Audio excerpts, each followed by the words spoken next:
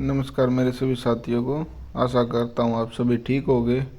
हमारी जो 6th class की पॉलिटी चली है उसके हम 4 चैप्टर कंप्लीट कर चुके। आज हम अपना जो 5th चैप्टर उसको कवर अप करेंगे।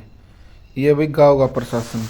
ठीक है, गांव का प्रशासन इसमें क्या क्या होता है भाई, हम किस चीज़ के बारे में पढ़ते हैं भाई। सबसे पहले होता है हमारा थाना क्षेत्र या पुलिस थाना क्षेत्र। भाई कहाँ पे, जहाँ पे हम रहते हैं वहाँ भाई वो किसी थाने के अंडर आता है या कोई चौकी के अंडर आता है। ठीक है भाई, हम अपनी जो रिपोर्ट वगैरह है वहीं पे लिखवा सकते हैं। ठीक है। दूसरा हम इसमें पढ़ेंगे भाई अपने राजस्व विभाग के बारे में। भाई कैसे कैसे राजस्व इकट्ठा होता है, कैसे कैसे कर लगा के, और फिर हम उनको किस किस कार्य में यूज लाते हैं। ठीक है भाई, नगर निगम नगर पालिका इस टाइप के रूप में। ठीक है। इसके बाद हमारा इस चैप्टर में पढ़ेंगे भाई, क्वेश्चन आपका बहुत बार आया हुआ इसी टेट में भाई, यह है हिंदू अधिनियम 2005। इसमें क्या होता है भाई जैसे पहले क्या होता था, जैसे पिताजी हैं अगर वो गुजर जाते हैं तो उसकी ज़मीन लड़के को ही जाती है, लेकिन अब नया अधिनियम बना दिया गया। उसके बाद अगर लड़की है लड़की की, और अगर उनकी माता है तो माता, तो उन तीनों को भाई उनकी ज़मीन बराबर जाएगी। ठीक है। चलो अब इसके बारे में चैप्टर स्टार्ट करते और पढ़ते। भारत में 6 लाख से अधिक गांव हैं। उनकी पानी बिजली सड़क आदि की ज़रूरतों को पूरा करना कोई आसान काम नहीं है। ये बात भाई सत्य है, हर एक चीज़ को मैनेज रखना पड़ता है। ठीक है। इसके अलावा ज़मीन के दस्तावेज का रख रखाव करना पड़ता है और आपसी विवाद को भी निपटाना पड़ता है। जो भाई ये दस्तावेज का रख रखाव, ये किसका काम होता है? ये होता है भाई पटवारी का। वो भाई जो ज़मीन को नापता है और उसके हर एक एरिया किसका भाई किसकी ज़मीन है उन सभी को भाई पटवारी बताता है। ठीक है। ठीक है। आपसी विवाद, इनके जो आपसी विवाद उनको निपटाना। ठीक है। इन सभी व्यवस्थाओं के लिए गांव का प्रशासनिक ढांचा होता है। इस पाठ में हम 2 ग्रामीण प्रशासनिक अधिकारियों के काम के बारे में थोड़ा विस्तार से पढ़ेंगे। ठीक है। चलो स्टार्ट करते हुए, गांव में एक झगड़ा हो गया भाई, उस पे पहले जो हमारी पहला विवाद उस पे दे रखा आपको, उसके द्वारा ये बताया गया भाई किस टाइप से भाई पुलिस कार्य करती है और हमें कैसे किस टाइप से रिपोर्ट लिखवानी चाहिए। चलो स्टार्ट करते। मोहन एक किसान है। उसके परिवार के पास थोड़ी सी खेतीयार जमीन है जिस पर वह कई सालों से खेती कर रहा है। उसके खेत में लगा हुआ ही रघु का खेत है। ठीक है। उसके खेत के साथ दोनों के खेत एक छोटी सी मेड़ से अलग होते हैं। एक सुबह मोहन ने देखा कि रघु ने मेड़ को थोड़ा आगे बढ़ा लिया है।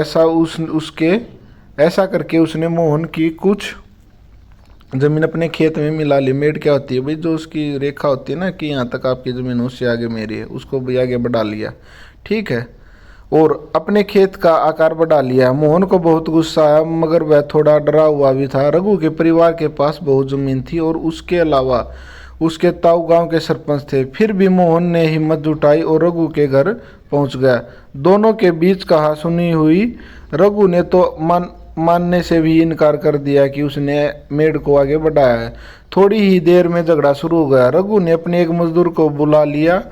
दोनों मिलकर मोहन पर चिल्ला रहे थे। फिर उन्होंने मोहन को मारना शुरू कर दिया। हो हल्ला सुनकर पड़ोसी बाहर आ गए। उन्होंने देखा कि मोहन की पिटाई हो रही है। बीच बचाव करके उन्होंने मोहन को बचाया। मोहन को सिर पर और हाथ में बहुत चोट आई थी। एक पड़ोसी ने उसकी मरहम पट्टी की। मोहन के एक दोस्त ने, जो गांव के डाकघर में काम करता है, सुझाव दिया कि उन्हें स्थानीय पुलिस थाने जाकर रिपोर्ट लिखवानी चाहिए। जबकि कुछ लोग इसके खिलाफ थे। उन्होंने लग रहा था कि बहुत सारा पैसा बर्बाद हो जाएगा और नतीजा कुछ नहीं निकलेगा। कुछ लोगों ने कहा कि रघु के परिवार वाले तो पहले ही पुलिस थाने पहुंच चुके होंगे। काफ़ी विचार विमर्श के बाद अंततः यह तय हुआ कि जिन पड़ोसियों की आंखों के सामने यह घटना हुई है, मोहन उनको लेकर पुलिस थाने जाए। ज़्यादातर क्या होता है भाई, कई घटनाओं को पुलिस थाने तक नहीं पहुंचा जाता, क्योंकि ये कारण होता है सब ये सोचते हैं भाई ज़्यादा पैसा खराब हो जाएगा, ज़्यादा समय लग जाएगा और लास्ट में बहुत ही कम नतीजे आते हैं इसके। ठीक है। पुलिस थाने का क्षेत्र। थाने के रास्ते में एक पड़ोसी ने पूछा, क्यों न हम थोड़ा और पैसा खर्च करके शहर के बड़े थाने में चले। मोहन ने समझा कि बात पैसे की नहीं होती, हम इसी थाने में अपना मामला दर्ज करवा सकते हैं क्योंकि हमारा गांव इसी के क्षेत्र में आता है। तो पुलिस थाने का अपना एक क्षेत्र होता है। ठीक है। हर पुलिस थाने का कार्य क्षेत्र होता है जो उसके नियंत्रण में रहता है। लोग उस क्षेत्र में हुई चोरी, दुर्घटना, मारपीट, झगड़े आदि की रिपोर्ट उसी थाने में लिखवा सकते हैं। यह वहाँ के थानेदार की जिम्मेदारी होती है कि वह लोगों से घटना के बारे में पूछताछ करे, जांच पड़ताल करे और अपने क्षेत्र के अंदर के मामलों पर कार्रवाई करे। ठीक है भाई। अब इसके बाद दादा पुलिस थाने में होने वाला काम। ठीक है, ज़्यादातर क्या करते हैं भाई पुलिस वाले, अगर ज़्यादा उनको संगीन आरोप नहीं लगेगा तो वो बहुत लेट एफआईआर लिखते हैं, क्योंकि अगर उन्होंने एक बार एफआईआर लिख ली तो फिर उनको उसकी जांच पड़ताल करनी पड़ेगी। ठीक है। जब सब लोग पुलिस थाने पहुंचे तो मोहन थानेदार के पास गया और उसे पूरा मामला बताया। उसने यह भी बताया कि वह अपनी शिकायत लिखित रूप में देना चाहता। थानेदार ने बड़ी बेरुखी से कहा कि उसके पास छोटी छोटी शिकायतों की जांच पड़ताल का समय नहीं है। मोहन ने अपने घाव भी दिखाए लेकिन थानेदार पर कोई असर नहीं हुआ। ठीक है। मोहन हैरान था कि उसकी शिकायत आखिरकार दर्ज क्यों नहीं की जा रही। मोहन बाहर गया और अपने पड़ोसियों को बुलाकर अंदर ले आया। पड़ोसियों ने थानेदार को समझाया कि मोहन को उनकी आंखों के सामने पीटा गया है। अगर वे उसे न बचाते तो उसे बहुत ही गंभीर चोटें आती। उन्होंने मामला दर्ज करने पर जोर दिया। अंततः थानेदार राजी हो गया। उसने मोहन को अपनी शिकायत लिख कर देने को कहा। थानेदार ने वायदा किया कि अगले दिन एक हवलदार घटना की जांच पड़ताल के लिए उनके घर यहाँ पहुँच जाएगा, जिसे बोलते हैं भाई आईओ, जो भाई पूरे मामले की जांच पड़ताल करता है। ठीक है। पुलिस थाने में जो भी हुआ उसे एक नाटक के रूप में देखिए। चलो ये कुछ नहीं है। उसके बाद आता हमारा राजस्व विभाग। ठीक है। आपने पढ़ा होगा कि मोहन और रघु में खेत की मेड़ को लेकर जबरदस्त लड़ाई हुई। क्या ऐसा कोई तरीका नहीं था जिससे वह अपना मामला शांतिपूर्ण सुलझा सकते थे? हाँ भाई बिल्कुल था। वह अपने पटवारी के पास जाके दोबारा से निशानदेही करवा के और अपनी ज़मीन को पूरी तरह से मुपवा के और अपना जो उनका डिस्ट्रीब्यूट था वो ख़त्म हो सकता था। ठीक है, जिससे वह अपना मामला शांतिपूर्ण सुलझा सकते। क्या कोई ऐसा अभिलेख यानी रिकॉर्ड होता है जिससे यह पता चल जाए कि गांव में किसके पास कितनी ज़मीन? हाँ जी बिल्कुल होता है। हम आगे पढ़ेंगे इसके बारे में। ठीक है। जमीन को नापना और उसका रिकॉर्ड रखना पटवारी का मुख्य कार्य। ये आपसे पूछ लिया जाता है भाई जमीन को कौन मापता है और उसका रिकॉर्ड कौन रखता है और किस चीज़ से मापता है और इसको क्या क्या बोलते हैं। ठीक है, ये हम पढ़ेंगे आगे। अलग अलग राज्यों में इसको अलग अलग नाम से जाना जाता है। कहीं पटवारी, कहीं लेखपाल, कहीं कर्मचारी, कहीं ग्रामीण अधिकारी तो कहीं कानून को कहते हैं। हम यहाँ जमीन का लेखा जोखा रखने वाले कर्मचारी के लिए पटवारी शब्द का इस्तेमाल कर रहे हैं।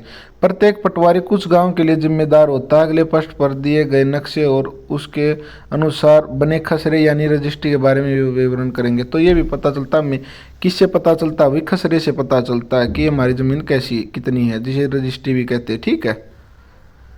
यह पटवारी द्वारा रखा गया गांव के लोगों की जमीन के रिकॉर्ड का एक हिस्सा है। आमतौर पर पटवारियों के पास खेत नापने के लिए अलग अलग तरीके होते हैं। कई जगह पर वह एक लंबी लोहे की जंजीर का इस्तेमाल करते हैं, इसे जरीब कहते हैं। ठीक है भाई, यही पूछ लिया जाता है जिससे पटवारी खेत को मापता है उसे क्या कहते हैं? जरीब। ऊपर दी गई कहानी में पटवारी मोहन और रघु के खेत को नापकर यह देख सकता था कि वह गांव के नक्शे से मेल खाता है कि नहीं। अगर वह नक्शे से मेल नहीं खाता तो उसको पता चल जाता कि मेड़ खिसका कर खेत की सीमा बदली गई है। ठीक है। पटवारी किसानों से भूमि कर भी इकट्ठा करता है और सरकार को अपने क्षेत्र में उगने वाली फसलों के बारे में जानकारी देता है। यह काम वह अपने रिकॉर्ड के आधार पर करता है, इसलिए ज़रूरी है कि वह उनको समय समय पर दुरुस्त करता रहे। किसान कई बार फसल बदल देते हैं, कुछ और उगाने लगते हैं। ठीक है, चलो एक बार ये भी पढ़ लेते हैं भाई। खसरा कहलाने वाले इस रिकॉर्ड में पटवारी ने नीचे दिए गए जमीन के नक्शे के मुताबिक सूचनाएं भरी हैं। ठीक है, इसे खसरा कहते हैं। ये भाई ये पढ़ लो। किसान को अक्सर अपने खेत के नक्शे और रिकॉर्ड की ज़रूरत पड़ती है। ठीक है, क्यों पड़ती है भैया? उसको बेचना हो या भाई उसको कई बार कृषि कार्ड लेना हो, इस टाइप से। इसके लिए उनको कुछ शुल्क देना पड़ता है भाई कोर्ट में। ठीक है, किसानों को इसकी नकल पाने का अधिकार है, हालांकि कई बार उनको ये रिकॉर्ड आसानी से नहीं मिलते। लोगों को इसको हासिल करने में कई मुश्किलों का सामना करना पड़ता है। कई राज्यों में ये सारे रिकॉर्ड कंप्यूटर में डालकर पंचायत के दफ्तर में रख दिए गए हैं ताकि वो आसानी से इसको निकाल सके। फिर ये पूछा जाता भाई यह किस किस काम में यूज आता है? एक किसान दूसरे किसान से जमीन खरीदना चाहता है तब, एक किसान अपनी फसल दूसरों को बेचना चाहता है तब, एक किसान को अपनी जमीन में कुआं खोदने के लिए बैंक से कर्ज चाहिए तब, एक किसान अपने खेत के लिए खाद खरीदना चाहता है तब, एक किसान अपनी जमीन अपने बेटे एवं बेटियों को बांटना चाहता है तब। ठीक है, तो ये था भाई वो जो या कोई कुआं खोदे तो उस टाइम पे, इन सब का हिसाब रखना सरकार के राजस्व विभाग का काम होता है। ठीक है, किसका काम होता है? राजस्व विभाग का। इस विभाग के वरिष्ठ लोग इस काम का निरीक्षण करते हैं। ठीक है, तो हम पढ़ेंगे कौन कौन है वो। भारत में सभी राज्य जिलों में बटे हुए हैं। जमीन से जुड़े मामलों की व्यवस्था के लिए इन जिलों को और भी छोटे खंडों में बांटा गया है जाता। ठीक है, जिले के उपखंड को कई नामों से जाना जाता है, जैसे तहसील, तालुका इत्यादि। ऊपर सबसे ऊपर जिलाधिकारी होता है, एसडीएम। ठीक है, और उसके नीचे होता है तहसीलदार। ठीक है, उन्हें विभिन्न मामलों को निपटाना होता है। वे पटवारी के काम का निरीक्षण भी करते हैं और यह सुनिश्चित करते हैं कि रिकॉर्ड सही ढंग से रखा जाए और राजस्व विभाग विभिन्न तरह के कर इकट्ठा होते रहे। ठीक है, वे यह भी देखते हैं कि किसानों को अपने रिकॉर्ड की नकल आसानी से मिल रही है। नहीं, ये भी क्वेश्चन बहुत बार पूछा जाता है कि भाई अपना जो जाति प्रमाण पत्र कौन देता है? वो तहसीलदार देता है। वे विद्यार्थियों को जरूरत पड़ने पर जाति प्रमाण पत्र आदि भी जारी करते। तहसीलदार के दफ्तर में जमीन से जुड़े विवाद के मामले सुने जाते हैं। ठीक है,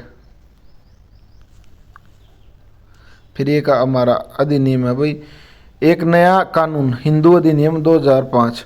भाई मोटा मोटा मैंने जो था वो आपको बता दिया था कि पहले ये होता था भाई, अगर पिताजी थे वो गुजर जाते थे, उसकी जमीन लड़के को ही जाती थी। ठीक है, अब वो भाई सभी को जाएगी, लड़की को भी जाएगी और उनकी मम्मी को भी जाएगी। ठीक है, जब हम उन किसानों के बारे में सोचते हैं जिनके पास जमीन है, तो आमतौर पर हमारे ध्यान में पुरुष होते हैं। महिलाओं की हैसियत खेत के काम में एक मददगार भर की मानी जाती है। उनके बारे में जमीन के मालिक के रूप में कभी नहीं सोचा जाता।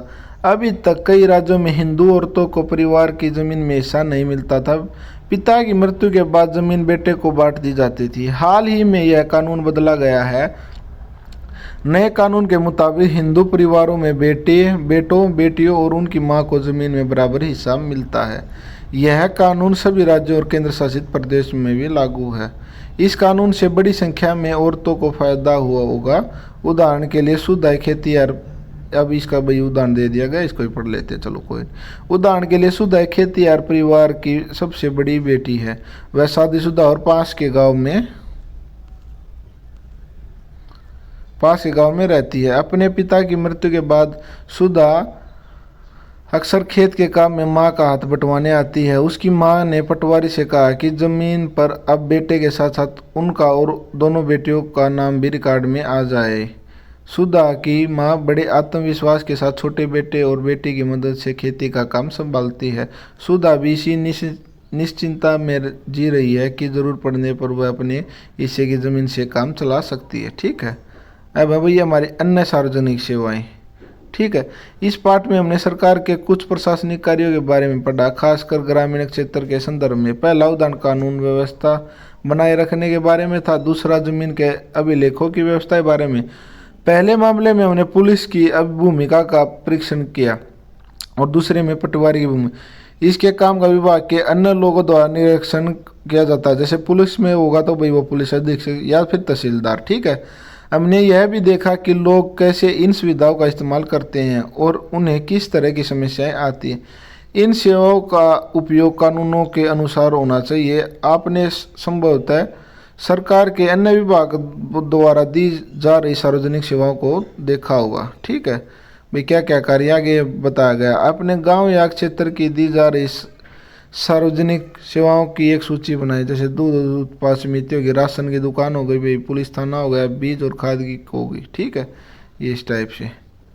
चलो भैया, आज हमारा 5th चैप्टर वो भी कवर अप हो गया। अब इसके बाद हम क्या करेंगे भाई, अपना 6th चैप्टर करेंगे। ठीक है, फिर उसके बाद हमारा 7th और 8th चैप्टर रह जाएगा। उसके बाद हमारी 6th क्लास की जो पॉलिटी वो कंप्लीट हो जाएगी। आशा करते हैं भाई हम जल्द से जल्द आपका सिलेबस कंप्लीट करवा देंगे CTET से पहले। ओके।